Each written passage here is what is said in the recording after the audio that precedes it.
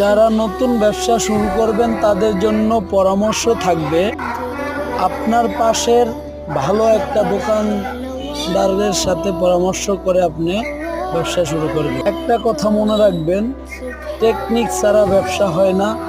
যদি টাকা দিয়ে ব্যবসা হতো তাহলে ব্যাংকের মধ্যে কোটি কোটি টাকা লাগতো না মানুষ, তাহলে বিজনেসই করে। ব্যবসায়ীরা ব্যাংক থেকে লোন নিয়ে তারপর ব্যবসা করেও লোন পরিশোধ। আর যারা টেকনিক ব্যবসা সম্পর্কে না বোঝে তারা ব্যাংকে টাকা রাখে। ক্ষেত্রে আমি বুঝলাম যে টাকা দিয়ে ব্যবসা হয় না, টেকনিক দিয়ে ব্যবসা হয়। তাই আমার পরামর্শ থাকবে, নতুন ব্যবসা শুরু করতে গেলে আপনার এলাকা বা মহল্লায় বা বাজারে যেই দোকানটা বেশি চলে তাদের একটু পরামর্শ নিয়ে আপনার ব্যবসা চালু করেন, তাহলে ইনশাল্লাহ আপনি সফলতা। হুট করে সব মালামাল দোকানে উঠাবেন না, ক্রেতার চাহিদা অনুযায়ী মালামাল উঠান, ইনশাল্লাহ সাকসেস হবে।